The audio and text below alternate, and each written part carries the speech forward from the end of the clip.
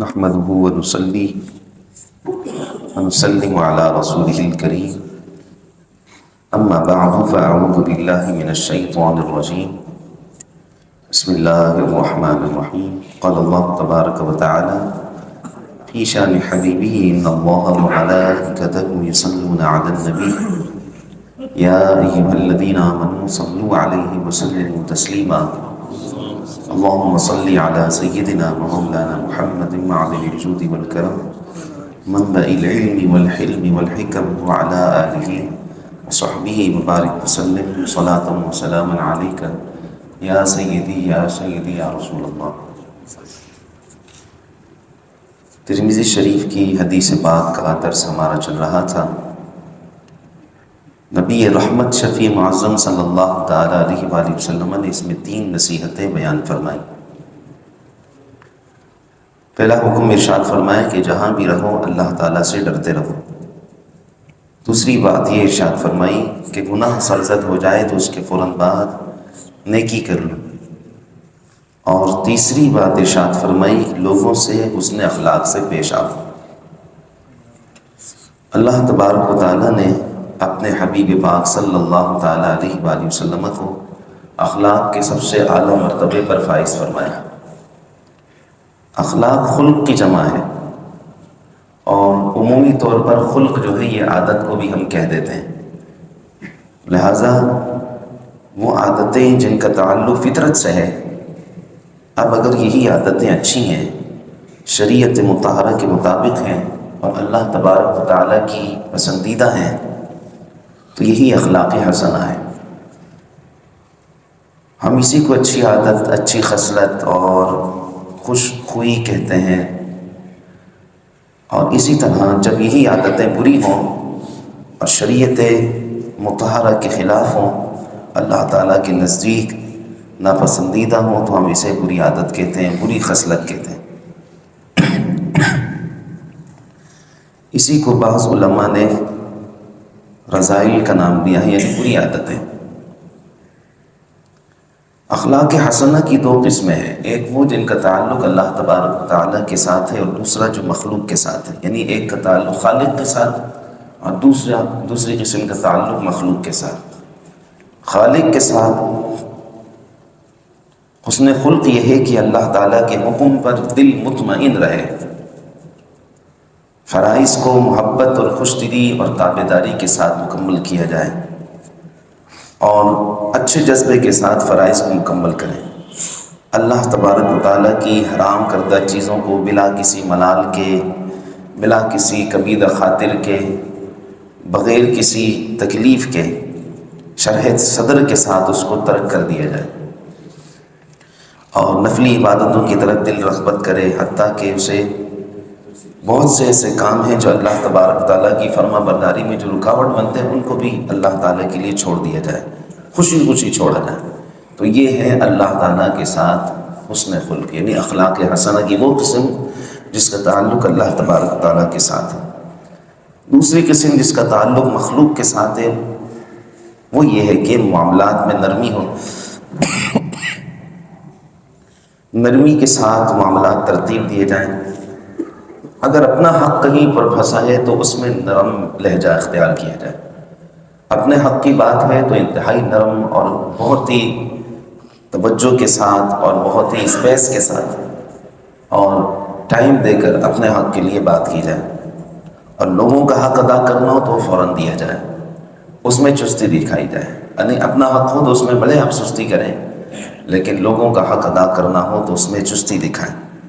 اسی طرح مزاج کے اعتبار سے بالکل ہنسمکھ ہو، اچھی بات کریں، لوگوں کے چہروں پر بشاشت آ جائے، خوش دلی کے ساتھ مسکراتے ہوئے لوگوں سے ملیں۔ اسی طرح لوگوں سے ملیں، ملاقات کریں تو ان کی تعریف کریں، ان سے اچھی بات کریں، جو حاجت مند ہوں ان پر خرچ کریں۔ حضرت سیدنا نواس بن سمعان رضی اللہ تعالیٰ عنہ روایت کرتے ہیں کہ میں نے نبی رحمت شفیع معظم صلی اللہ تعالیٰ علیہ وآلہ وسلم سے نیکی کے بارے میں سوال کیا، تو سرکار دو جہاں صلی اللہ علیہ وسلم نے سوال کے جواب میں ارشاد فرمایا البر حسن الخلقی، نیکی حسن خلق کا نام ہے، اچھے اخلاق کا۔ نیکی اچھے اخلاق کا نام ہے۔ آگے ارشاد فرمائے وَالْإِثْمُ مَا حَاكَ فِي صَدْرِكَ، اور گناہ وہ جو تیرے دل کو کھٹکے، دل کے اندر جو بات بار بار آپ کے دل کو کھٹک رہی ہے، یہ گناہ ہے۔ وَكَرِهْتَ أَن يَطَّلَعَ عَلَيْهِ النَّاسِ، اور لوگوں کو اس پر مطلع ہونا تجھے ناپسند ہو۔ سرکار دو جہاں صلی اللہ علیہ وسلم نے اس حدیث پاک میں نیکی اور برائی کا ذکر بیان فرمایا، یعنی نیکی کا بھی ذکر فرمایا اور گناہ کو بھی بیان فرمایا۔ نیکی کیا ہے؟ وہ حسن خلق ہے، اور ہم نے آپ کے سامنے بیان کیا کہ حسن خلق ہے کیا، کہ ذاتی حیثیت سے بندے کے ساتھ جو معاملات ہیں، ان معاملات میں بندہ کتنا اچھے انداز سے اور کتنے اچھی طریقے کے ساتھ پیش آئے۔ اور گناہ کیا ہے کہ جو تیرے دل کو کھٹکے اور لوگ اگر اس پر مطلع ہوں تو اسے ناپسند سمجھتا ہو کہ لوگ اس بات پر مطلع ہو جائیں۔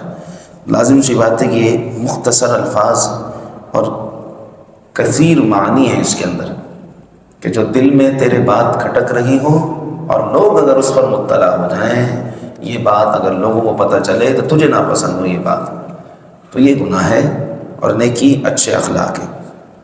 ایک اور حدیث پاک میں حضور نبی رحمت شفیع معظم صلی اللہ علیہ وسلم نے ارشاد فرمایا، کسی بھی باپ نے اپنی اولاد کو اچھے اخلاق سے بڑھ کر کوئی بھی چیز وراثت میں نہیں دی، یعنی اچھے اخلاق سب سے اچھی وراثت ہے، عمدہ اخلاق سب سے اچھی وراثت ہے۔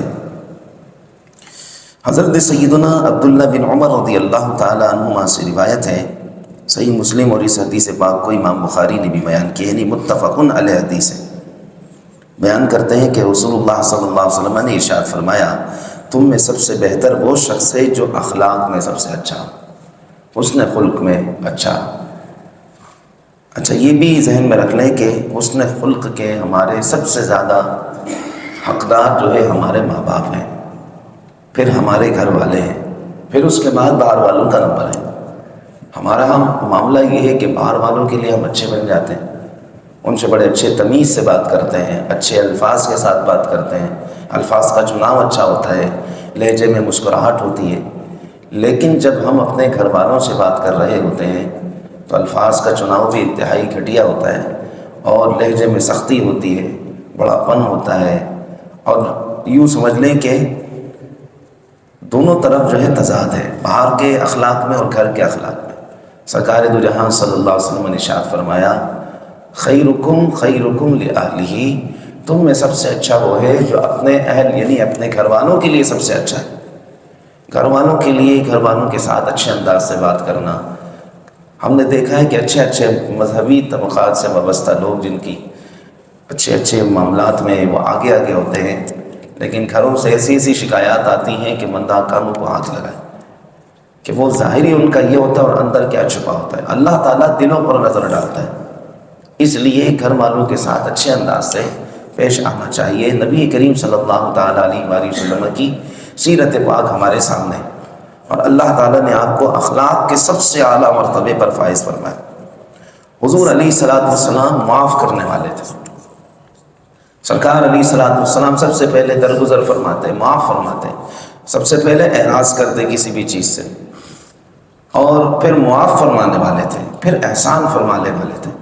تو یہ جو عادات طیبات ہیں نبی کریم صلی اللہ علیہ وآلہ وسلم کی، تو ہمیں ان کو اپنانا چاہیے۔ ہم سنتوں کی بات کرتے ہیں تو نبی کریم صلی اللہ تعالیٰ علیہ وآلہ وسلم کی سنتیں، سرکار علیہ الصلوۃ والسلام کا چادر مبارک رکھنا یہ بھی سنت ہے، حضور علیہ الصلوۃ والسلام کا مسواک شریف کا کرنا یہ بھی سنت ہے، اس کو اپنانا سنت ہے۔ تو اسی طرح سفید لباس، اجلا لباس پہننا، صاف ستھرے کپڑے پہننا یہ بھی سنت ہے، طہارت کو اختیار کرنا یہ بھی سنت ہے۔ لیکن وہ سنت کہ جس کو اللہ تعالیٰ نے خاص طور پر قرآن پاک میں ذکر کیا، وہ کیا سنت ہے؟ وہ اخلاق حسنہ ہے۔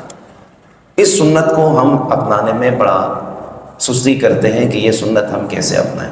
اللہ تعالیٰ نے فرمایا وَإِنَّكَ لَعَلَىٰ خُلُقٍ عَظِيمٍ، بے شک ہم نے آپ کو اخلاق کے اعلیٰ مرتبے پر فائز کیا ہے، یعنی آپ اخلاق کے سب سے اعلیٰ مرتبے پر فائز ہیں، یعنی اخلاق کے اعتبار سے جتنی خوبیاں ہیں وہ سب آپ کے اندر بدرجہ اتم پائی جاتی ہیں۔ تو حضور نبی کریم صلی اللہ علیہ وسلم نے ارشاد فرمایا کہ جب بھی لوگوں سے ملو تو اچھے اخلاق کے ساتھ ملو۔ اچھے اخلاق اپنا اثر چھوڑ جاتے ہیں، بندہ آپ کے پاس پورا کا پورا گروی ہو جاتا ہے، یوں سمجھ لیں۔ اخلاق ایسی چیز ہیں، اچھے اخلاق، عمدہ اخلاق، کہ بندہ اپنے آپ کو آپ کے پاس گروی رکھ لیتا ہے، اور یہ سب سے بڑی آپ کی کامیابی اور جیت ہے کہ آپ کسی کی گرویدہ بن جائیں یا کوئی آپ کا گرویدہ بن جائے اچھے اخلاق کی وجہ سے۔ تو اس لیے ایک مومن صالح کے لیے اچھے اخلاق کو اپنانا وہ نہایت ہی ضروری ہے۔ لہذا جہاں کہیں بھی رہیں اللہ سے ڈرتے رہیں۔ دوسری چیز ارشاد فرمائی کہ اگر کوئی گناہ سرزد ہو جائے اس کے فوراً بعد نیکی کر لیں، اور فرمایا کہ وہ نیکی اس گناہ کو مٹا دے گی۔ اور تیسری چیز ارشاد فرمائی کہ لوگوں سے ملاقات کریں، ملیں تو کس انداز میں؟ اچھے اخلاق کے ساتھ۔ اللہ تعالی ہمیں عمل کی توفیق عطا فرمائے، آمین بجاہ سید المرسلین وما علینا الا البلاغ المبین۔